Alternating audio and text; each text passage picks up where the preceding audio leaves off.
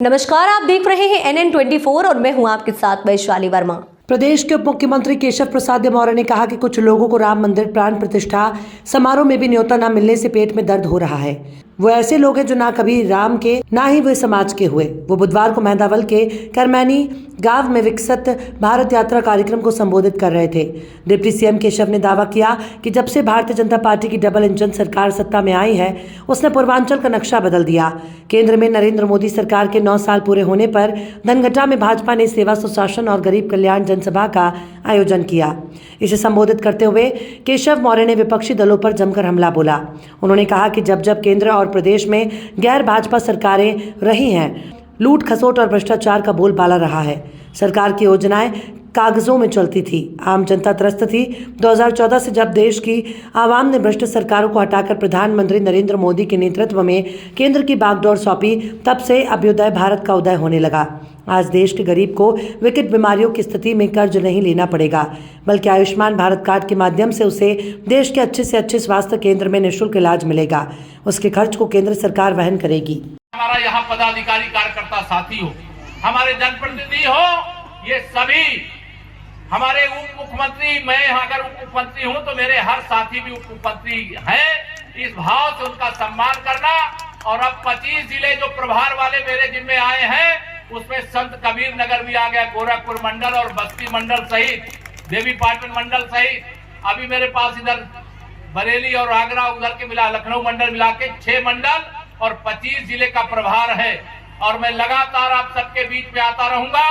कार्यकर्ता का सम्मान, जनता की सेवा, यह हमारी प्राथमिकता है। हमारे प्रधानमंत्री का एक ही लक्ष्य है, अगर कोई गरीब है तो उसके गरीबी के संकट से उसे बाहर निकालना, ये मेरे मोदी जी की गारंटी है। और यह जो और सारे जो आज चुनावी राम भक्त बन रहे हैं आजकल बहुत सारे लोग, उनको सबको इतना ही कहना चाहूंगा, भगवान श्री राम का भव्य मंदिर 550 साल बाद जब बन रहा है, इसके कारण जिनका हाजमा खराब है वो अच्छे डॉक्टर से दवा ले, लेकिन बार बार सवाल उठाने का काम न करें। ये लाखों राम भक्तों के बलिदान की निशानी है। श्री राम जन्मभूमि पर बनने वाला मंदिर केवल राम मंदिर नहीं, वो राष्ट्र मंदिर है, राष्ट्रीय एकता का मंदिर है, राष्ट्र के सम्मान का मंदिर है, विरासत पर गर्व का मंदिर है, गुलामी की मानसिकता से मुक्ति का मंदिर है। इसलिए आप सब लोगों को यहाँ पर मैं कहना चाहता हूँ, 22 जनवरी उत्तर प्रदेश और देश के इतिहास की बहुत बड़ी तिथि है और इस तिथि का सबको इंतजार है कि नहीं है? सबको इंतजार है और सब लोग इसका हिस्सा बनिए।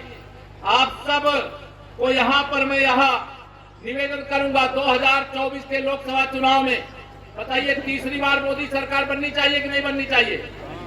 दोनों हाथ उठा के बताओ ना, बनना चाहिए। इधर वाली मेरी माताएं बहनें भी हाथ पूरा नहीं, पूरा उठाओ नहीं। हमारे पत्रकार कहेंगे माताएं बहनें नहीं चाहती। मैं पत्रकार साथियों को बताना चाहता हूं, माननीय प्रधानमंत्री मोदी जी की स्टार प्रचारक तो हमारी माताएं बहनें हैं, हमारे गरीब हैं, हमारे किसान, हमारे नौजवान, हमारे बड़े बुजुर्गों का आशीर्वाद है। और आप सबके आशीर्वाद से यही आज कहना चाहूंगा, घर घर में खुशहाली पहुंचे, घर घर में खुशहाली पहुंचे। बस इतना फर्ज निभा देना, बाकी सब मोदी कर देंगे, तुम कमल का बटन दबा देना। आप 2024 में हम लोगों ने कहा है कि उत्तर प्रदेश में 80 लोकसभा सीटें हैं, राजस्थान वाले 25 की 25 जिताते हैं, गुजरात वाले 24 की 24 जिताते हैं, हमारा छोटा भाई उत्तराखंड राज्य 5 सांसद है, 5 के पूरे 5 जिताते हैं।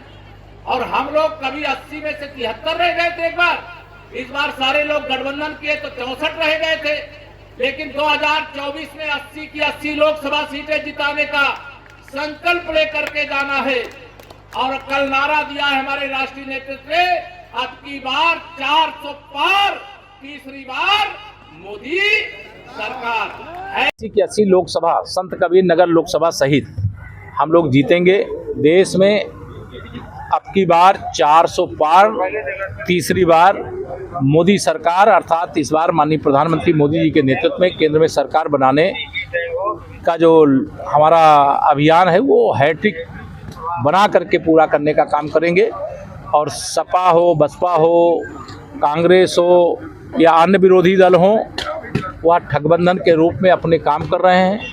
वो सपने देखने वाले प्रधानमंत्री बन के पद के लिए अनेक लोग हैं, लेकिन उनके पास प्रधानमंत्री पद का कोई उम्मीदवार नहीं है। भारतीय जनता पार्टी का भविष्य है, भारतीय जनता पार्टी पर भरोसा है, मोदी जी पर भरोसा है। और 22 जनवरी को जब रामलला अपने जन्मस्थान पर विराजमान होंगे, तब माननीय प्रधानमंत्री जी ने 14 जनवरी मकर संक्रांति से 22 जनवरी जब रामलला 500 साल बाद अपने जन्मस्थान पर विराजमान होंगे, स्वच्छता अभियान चलाने की अपील की है। और 22 जनवरी को श्री राम ज्योति से अपने अपने घरों में दीपक जला करके दीपावली मनाने की अपील की है। श्री राम जन्मभूमि पर मंदिर निर्माण को लेकर के जबरदस्त उत्साह है प्रदेश में, देश में, और बड़ी संख्या में लोग अयोध्या 22 जनवरी को आना चाहते हैं। लेकिन माननीय प्रधानमंत्री जी ने 22 जनवरी को लोगों से नहीं आने की अपील की है, उसके बाद आने का आग्रह किया है।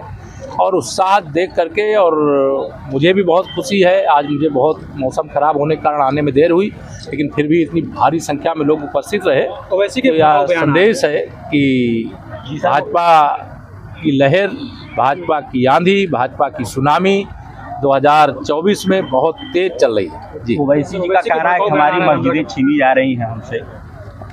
देखिए, इनके सबके बयान पे कोई प्रतिक्रिया इसलिए देने की आवश्यकता नहीं है। भगवान श्री रामलला की जन्मभूमि पर भव्य मंदिर निर्माण की लड़ाई 500 साल से हिंदू समाज, राम भक्त लड़ रहे थे।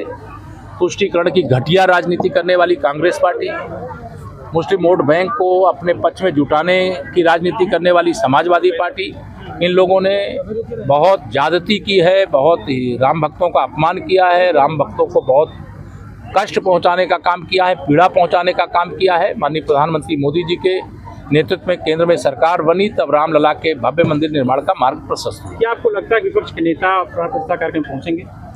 मुझे लगे या न लगे उससे मेरा मतलब नहीं है। कोई को निमंत्रण जा रहा है, अगर कोई आना चाहता है तो सरकार के नाते जो भी आएगा अयोध्या धाम में, उत्तर प्रदेश में, हम उसका स्वागत करेंगे। लेकिन यह सारे जो रामद्रोही हैं वो इस समय विचलित है। जो भगवान राम को काल्पनिक बताते थे, उनके इस समय जैसे लगता है कि राम बाण चल गया है और उनके छाती में चुभ गया है। और रामलला का भव्य मंदिर बनाने के लिए उन्होंने लाठी चलाने के अलावा, भगवान राम का, राम भक्तों का अनादर करने के अलावा किया क्या है? लेकिन कोई राम भक्त के नाते आना चाहता तो ये मैं मानूंगा कि भारतीय जनता पार्टी की विचारधारा जीत गई।